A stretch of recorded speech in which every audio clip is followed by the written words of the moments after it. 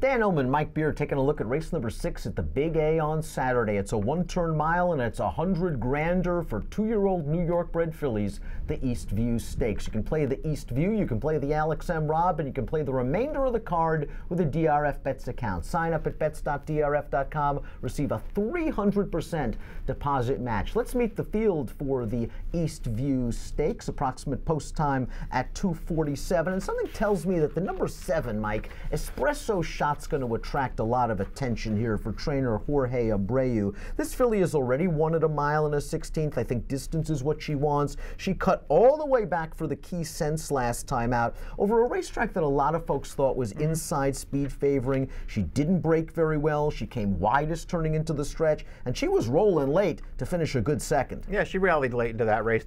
I thought maybe pick up some horses who didn't do that much running, but still, it was nice to see her show for the second time that dirt is no problem for her. She did break her maiden, as you mentioned, in her second career start, a race that was scheduled for turf. She didn't beat a great field that day, but she's shown twice now that she can handle the main track. That's a good thing. We'll see what kind of price she is. I know that she's a contender in here, Dan, but I want other horses. Distance certainly good for her. Not only has she won at a mile and a 16th, but her dam by Medaglia d'Oro is a half to Mocha Express, a grade 3 stakes winner at a mile and an 1/8. The horse they may have to catch and beat if she starts is the number 6, Sassy Agnes, who would be wheeling back on only 2 weeks rest after getting beat at 1-2 in the New York Stallion Series. And when you look at that, you're like, boy, tough to lose at 1-2, but I think she was just overbet that day. That Forgotten Hero is a pretty nice filly, and she took the race to Sassy Agnes and took it over early on the turn. I agree, and it's not like Sassy Agnes ran terribly in there. She just sort of bumped into a horse who might be a little better than her. Forgotten Hero. Yeah, Forgotten Hero was pretty good. I agree with you. She was overbet last time. Her win 2 back in the Key says she beat several of these horses. Just got right to the front, was able to hold on despite drifting out very badly in the stretch. That makes me feel like the mile is really dicey for her. She's got a ton of speed. She's shown a lot of speed in every one of her starts. She'll probably make the front if she starts here. I don't think she wants to go the mile, Dan. I am not sure she wants the mile either. From a pedigree standpoint, her sire, Central Banker, I think is a very promising young stallion in New York. He was basically a late-running sprinter. But this dam's a full sister to Stormy's Majesty, who was a graded stakes winner going long. And it's always tough to doubt Linda Rice in these situations, as we see from this formulator fact. Past 5 years, 2-year-olds on dirt from sprint to route. That's 44% winners, 75% on the board, and a $4.11 ROI. Sassy Agnes, as you mentioned, has a ton of early speed. The Timeform US Pace Projector has her out there on the lead. I think that red bar, though, makes fans of Sassy Agnes worry as we throw up the Pace Projector. Yeah, if she has to go fast early in this race, and there are other horses who can keep up with her in this race, it's really going to work against her. And I really do feel like if you go back to that Key Sense 2 back, when you watch her run to the stretch there, you got to wonder how far she wants to go. Number 1 is Shelly Ann, who was a pace-pressing winner last time out at Aqueduct, turning back to 6.5 furlongs. I thought that was a legitimate pace going on that day. She added Lasix, she added blinkers, and she's got a really nice pedigree. She's a full sister to Tensender, who I think placed in the Wood Memorial. She's a half to Mother Russia, who we remember was a really versatile horse, could handle dirt, could handle turf, could handle sprint, could handle middle distances. So there are a lot of things to like about Shelly Ann. I hate this inside post position, but that wouldn't be the worst trip in the world after a half mile. If she can get that trip, you're right, that wouldn't be the worst trip. We'll see what she does from the rail. Obviously, you feel like Jimmy Jerkins thought pretty highly of her. Debuted her in the Maid of the Mist. She was terrible in there, just got tired from a long way out and was nowhere. He gave her a little more time, came back sprinting last time. She looked a lot better. There's upside with this horse. Let's talk about the number 2, Forever Changed, because this filly has really done nothing wrong in her career for Charlie Baker. She is now 2 for 2 with Lasix, and she made the progression to the one-turn mile successfully last time out at Aqueduct. She is a very professional, solid filly. She should get some pace to run at. Boy, I think 6-1's a fair price on her. I kind of agree. I mean, she was really unlucky first time out. She got stopped on the rail, or else she might have got through there and won that race. First time out, she's 1 or 2 starts since. I feel like last time she worked a little bit harder in that race than I wanted her to have to work to beat that field. She was a heavy favorite. She did have to come through a very tight hole at the top of the stretch, and maybe that just cost her some momentum.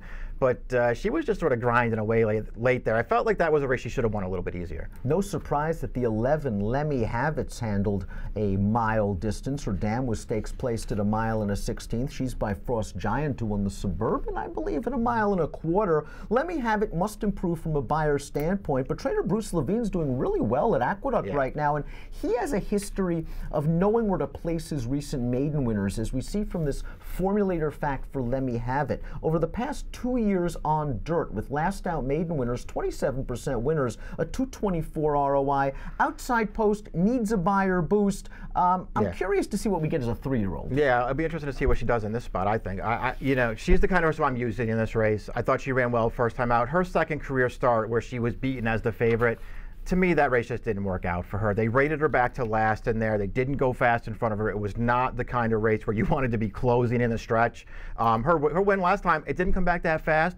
I liked that win from her, though, Dan. Rajiv Mirage made an early move on her, came right through on the rail, on the turn to take that race over, and kept going through the stretch. I think the mile is fine for this horse. I think she's a dangerous horse, and I think she'll be a fair price. Rarely get Chad Brown at a big price in New York, and the 5 Awesome Alanas, 15-1 on the morning line. She beat Let Me Have It in that 1-mile race on November the 22nd. She's by the Good Young Stallion Violence. Her dam was stakes placed, going a 2-turn 7 furlongs at Delta Downs. The Beyers are just woefully light, but boy, Chad can pop with these kind of horses. Yeah, she's just slow right now. We'll see if he can get her to take a step forward here. I thought she ran pretty well in her debut, a race where she just sort of looked a little green in behind horses. Last time she got it done, of course, she finished ahead of Levine's horse in there, Let Me Have It, but she just got right up on the pace in there and was able to grind down a couple of other horses in the stretch. I wonder if Little Song is a sleeper. Maybe not in this race or down the road, because with this pedigree, she could be any kind. She's by Curlin out of a half to 3 black type earners, and she was pretty game to win that debut. Tough to debut going a mile. She was able to run him down in the stretch. It was a good, solid effort. You take a look at that Beyer and you go, boy, that was a slow race, but she's going to get a good setup here. I'd love to just see her run on a little bit, because I think she's got some potential for next year. I agree with that. Off the debut win, 46 Beyer, it feels like, boy, she might find this competition a little bit tough, but she's all upside right now. She has the pedigree to get better. I think Elegant Zip's really going to appreciate getting back to a mile. I have to admit, I was a little disappointed in the Key Sense, especially if you thought the rail was the place to be. She broke from the inside post, she saved ground for most of the way, and she just really didn't fire. But her race at a mile in the Maid of the Mist was pretty good. She's got a little bit of pedigree. Her second dam was a multiple stakes winner. Elegant Zip at least has a couple of figures. She just, from a figure standpoint, has an in-out profile. It'll be interesting to see what she does here. I sort of felt like going into the Key Sense last time that the cutback was really going to work for her, and I bet her last time, and she just wasn't any good. Rail tripped the entire way, came up empty.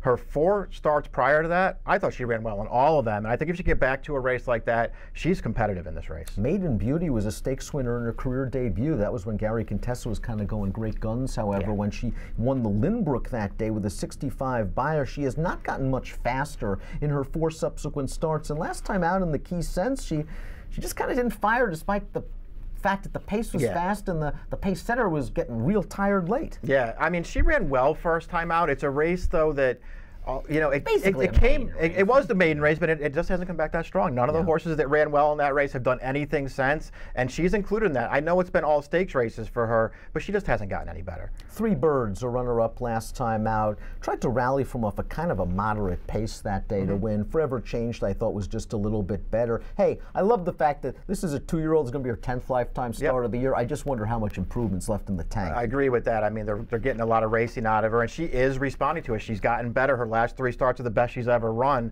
She ran well last time. Forever Changed, just as you say, too good for her. She made a 4-wide move in there. Actually had a head in front of that horse at the 8th pole, but couldn't see it out. She has to do even better than that in this field. Let's take a look at our top pick for the East View Stakes. It's going to be the 10, Take Me to Hardoon, who defeated Sassy Agnes at 5.5 furlongs, showing some good speed. Fast enough to keep up with Sassy Agnes in the early portion of that race and then put her away. The plan after that race was to run her in the Maid of the Mist, and they kind of rushed her into the Frizette. And I think if they had to do it over again, that wouldn't have happened, because the Frizette was just too tough, taking on subsequent Breeders' Cup Juvenile filly winner Jaywalk. They ran her back in the Key Sense last time out. They added blinkers. She showed some good speed early. She got outrun on the turn. She was down on the good rail in the stretch. But I like the way she was kind of staying on a little bit late. And if she can sit second off Sassy Agnes, if we think Sassy Agnes doesn't want to stay, there's a good chance she's in front turning another stretch. Yeah, I agree with all that stuff. And, you know, even though she couldn't sort of keep up through the turn last time and then was just sort of plugging on through the stretch, she did take a step forward in that race, which was off a little bit of a layoff.